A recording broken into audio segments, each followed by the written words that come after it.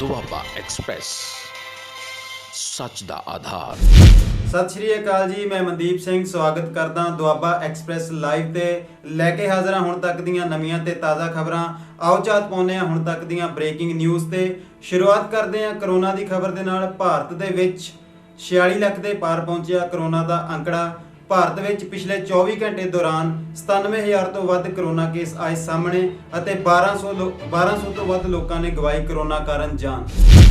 ਅਗਲੀ ਗੱਲ ਕਰਦੇ ਹਾਂ ਪੰਜਾਬ ਦੀ। ਪੰਜਾਬ ਦੇ ਵਿੱਚ ਅੱਜ ਸਮਾਰਟ ਰਾਸ਼ਨ ਕਾਰਡ ਸਕੀਮ ਦੀ ਹੋਈ ਸ਼ੁਰੂਆਤ। ਇਸ ਸਕੀਮ ਦੀ ਸ਼ੁਰੂਆਤ ਕਰਦੇ ਹੋਏ ਕੈਪਟਨ ਅਮਰਿੰਦਰ ਸਿੰਘ ਨੇ ਕਿਹਾ ਕਿ ਇਸ ਸਕੀਮ ਦੇ ਤਹਿਤ ਸੂਬੇ ਵਿੱਚ ਕਰੀਬ 1.5 ਕਰੋੜ ਲੋਕਾਂ ਨੂੰ ਮਿਲੇਗਾ ਲਾਭ ਅਤੇ ਅੱਜ ਪੰਜਾਬ ਵਿੱਚ ਵੰਡੇ ਜਾਣਗੇ 37 ਲੱਖ ਤੋਂ ਵੱਧ ਸਮਾਰਟ ਰਾਸ਼ਨ ਕਾਰਡ। ਪੰਜਾਬ ਦੇ ਸਾਬਕਾ ਡੀਜੀਪੀ ਸੁਮੇਧ ਸਿੰਘ ਸੈਣੀ ਨੂੰ ਗ੍ਰਿਫਤਾਰ ਕਰਨ ਲਈ ਮੋਹਾਲੀ ਦੀ ਇੱਕ ਅਦਾਲਤ ਵੱਲੋਂ ਵਾਰੰਟ ਕੀਤਾ ਗਿਆ ਜਾਰੀ।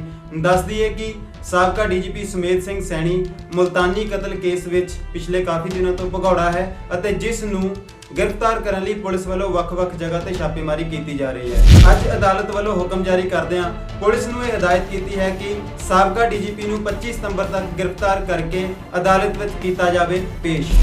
ਰੁਕ ਕਰਦੇ ਹਾਂ ਅਗਲੀ ਖਬਰ ਦਾ।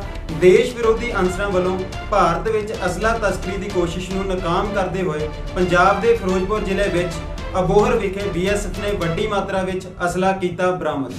ਅਗਲੀ ਖਬਰ ਦੀ ਗੱਲ ਕਰਦੇ ਹਾਂ। ਪੰਜਾਬ ਦੇ ਮੁੱਖ ਮੰਤਰੀ ਕੈਪਟਨ ਅਮਰਿੰਦਰ ਸਿੰਘ ਨੇ ਅੱਜ ਐਲਾਨ ਕੀਤਾ ਹੈ ਕਿ ਪੰਜਾਬ ਦੇ ਵਿੱਚ 514 ਰੁਪਏ ਦੇ ਵਿੱਚ ਮਿਲੇਗਾ ਆਕਸੀਮੀਟਰ। ਕਰੋਨਾ ਦੇ ਵਧਦੇ ਹੋਏ ਮਾਮਲਿਆਂ ਨੂੰ ਮੁੱਖ ਮੰਤਰੀ ਕੈਪਟਨ ਅਮਰਿੰਦਰ ਸਿੰਘ ਨੇ ਲਿਆ ਇਹ ਫੈਸਲਾ। ਅਗਲੀ ਗੱਲ ਕਰਦੇ ਹਾਂ। ਪੰਜਾਬ ਦੇ ਵਿੱਚ ਪੱਕੇ ਹੋ ਸਕਦੇ ਹਨ NHM ਵਰਕਰ।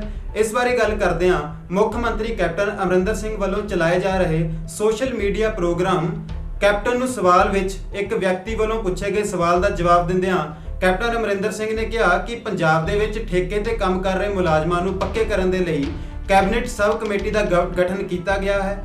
ਜ਼ਿਕਰਯੋਗ ਹੈ ਕਿ NHM ਵਰਕਰ ਪਿਛਲੇ 10 ਸਾਲ ਤੋਂ ਮਾਮੂਲੀ ਤਨਖਾਹ ਤੇ ਕੰਮ ਕਰ ਰਹੇ ਹਨ, ਪਰ ਫਿਰ ਵੀ ਇਹਨਾਂ ਕਰੋਨਾ ਯੋਧਿਆਂ ਨੇ ਕਰੋਨਾ ਦੌਰਾਨ ਆਪਣੀਆਂ ਸੇਵਾਵਾਂ ਤਨਦੇਹੀ ਨਾਲ ਨਿਭਾਈਆਂ ਹਨ। ਅਗਲੀ ਖਬਰ ਵਿਦਿਆਰਥੀਆਂ ਦੇ ਨਾਲ ਸੰਬੰਧਿਤ ਹੈ। ਨੀਟ ਦੀ ਪ੍ਰੀਖਿਆ ਵਿੱਚ ਸ਼ਾਮਲ ਹੋਣ ਵਾਲੇ ਵਿਦਿਆਰਥੀਆਂ ਲਈ 13 ਸਤੰਬਰ ਨੂੰ ਬਠਿੰਡਾ ਤੋਂ ਚੱਲਣਗੀਆਂ 2 ਸਪੈਸ਼ਲ ਟ੍ਰੇਨਾਂ। ਇਸ ਸੰਬੰਧੀ ਜਾਣਕਾਰੀ ਦਿੰਦੇ ਹੋਏ ਕੇਂਦਰੀ ਮੰਤਰੀ ਹਰਸਿਮਰਤ ਕੌਰ ਬਾਦਲ ਨੇ ਕਰੋਨਾ ਤੋਂ ਬਚਣ ਲਈ ਮਾਸਕ ਪਹਿਨਣ ਅਤੇ ਕਰੋਨਾ ਸੰਬੰਧੀ ਸੁਰੱਖਿਆਵਾਂ ਦਾ ਖਿਆਲ ਰੱਖਣ ਦੀ ਕੀਤੀ ਅਪੀਲ।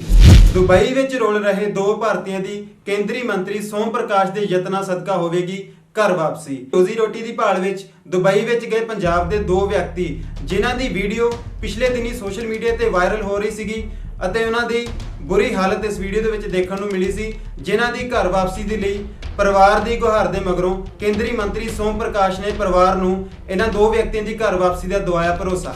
ਸੋ ਇਹ ਸਨ ਹੁਣ ਤੱਕ ਦੀਆਂ ਨਵੀਆਂ ਤੇ ਤਾਜ਼ਾ ਖਬਰਾਂ। ਹੋਰ ਖਬਰਾਂ ਦੇਖਣ ਦੇ ਲਈ ਤੁਸੀਂ ਜੁੜੇ ਰਹੋ ਦੁਆਬਾ ਐਕਸਪ੍ਰੈਸ ਲਾਈਵ ਦੇ ਨਾਲ।